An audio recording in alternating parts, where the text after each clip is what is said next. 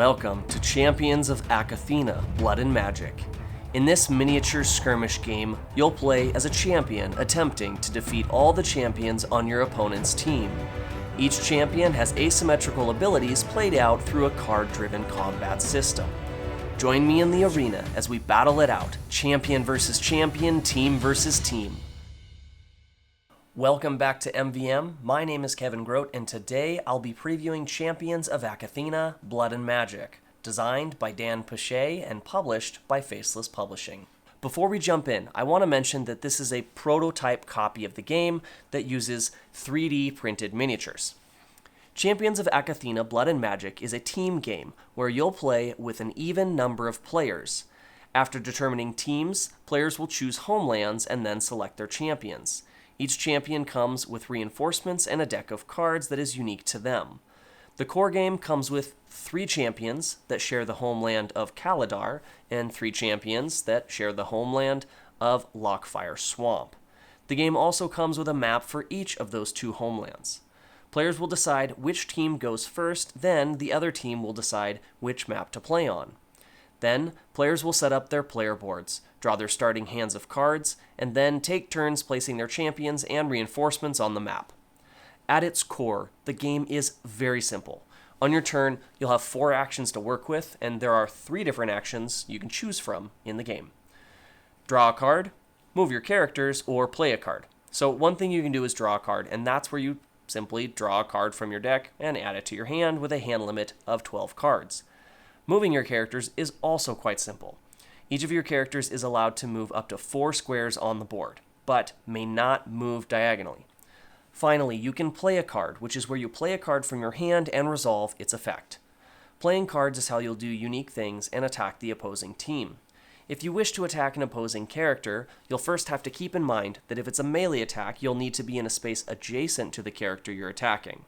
If it's a ranged attack, the character you're attacking needs to be located in a straight line from your character, either orthogonally or diagonally, with no other characters, rocks, or trees between them. Each card states which characters can use it, so you'll also need to make sure that your characters can use that attack card. You'll state which opposing character you're attacking, and then place your attack card face down. Now, your opponent has the opportunity to play a defense card from their hand. Once a defense card has been selected, both cards are revealed. If the attack value is higher than the defense value, then the defender takes the difference in damage, sliding their tracker down on their health track. If the defender cannot or chooses not to play a defense card, they will take full damage from the attack. These are the basic combat cards and can be used as either an attack or defense card. These are the only cards in your deck that can be used by reinforcements, so even though a champion may use them, sometimes it's best to save them for your reinforcements. These cards also list attack type for all the characters who can use them. If a character's health ever drops down to 0, that character is defeated. Now remember, the goal of the game is to defeat the champions on the other team, so even if their reinforcements still remain, as long as all the champions on the opposing team have been defeated, you have won. However, if your champion is defeated, you still continue playing with your reinforcements and can still help your team achieve victory, unless of course you're playing a 2-player game. If your champion is defeated in a 2-player game, there would be no other champions on your team, and therefore the game would end. So you might be tempted to ignore your opponent's reinforcements and simply throw everything you have at their champion, which is a pretty solid strategy, but I wouldn't suggest ignoring the reinforcements altogether, because you could find yourself overwhelmed by the reinforcements if you're unsuccessful at taking out their champion quickly. Also, keep in mind that the strategic decisions you make will be very different in a 2-player game than in, say, a 6-player game. So that's pretty much it. The game's easy to learn, easy to play, and the card effects are easy to understand. So now let's talk about variants, expansions, and all the different ways to play. First, there are these advantage cards, which, like the name suggests, give you a slight advantage. They're just like the other cards in your deck, but slightly better. At the beginning of the game, players may choose to start their hand with 8 of their advantage cards. Or, if they wish to give one player a larger advantage, they could start the game with 8, while all the other players start with only 4 or fewer. This can be a good way to balance the game with new and experienced players. Another way to play is by ignoring the homeland of each champion and allowing them to team up with any other champion. Normally, these three champions here would always be on a team together because they all share the same homeland, but with this variant, you could mix and match champions however you would like.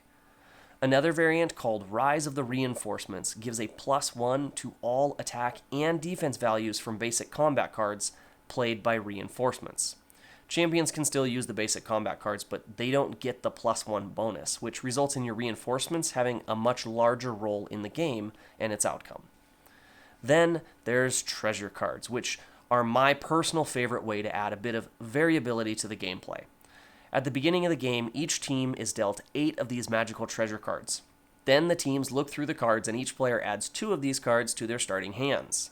These cards provide unique one-time abilities that can be played during the game. The map you play on is also customizable.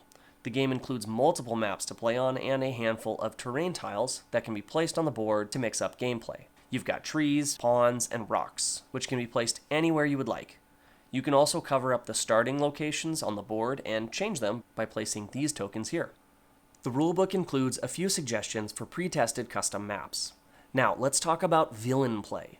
In this mode, one player will take on the role of a villain, while all the other players team up to fight the villain.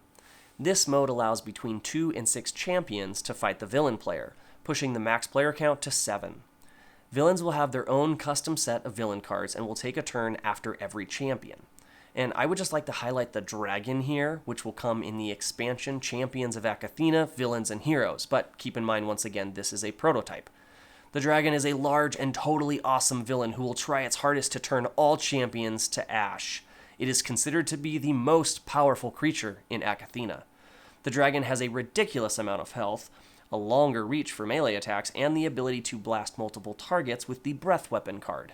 Not only that, but the dragon has incredible defense thanks to its strong dragon scales. So if you're truly looking for a challenge, the dragon just might be a good foe for you to take on.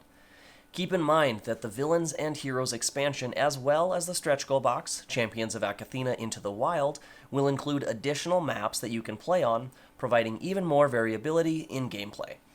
Into the Wild will be the Kickstarter campaign's main stretch goal and is essentially a standalone expansion. It includes 16 different magical items and 6 more champions with their reinforcements. For example, this is the Gnome Alchemist and is one of the champions from Into the Wild.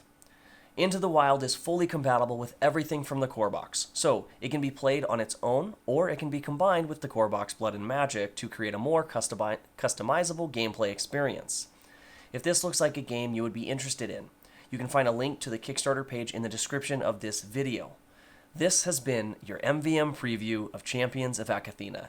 If you enjoyed this video or found it helpful, please like or comment. If you're interested in more content like this, please subscribe and check us out on all the social media platforms. See you in the next one.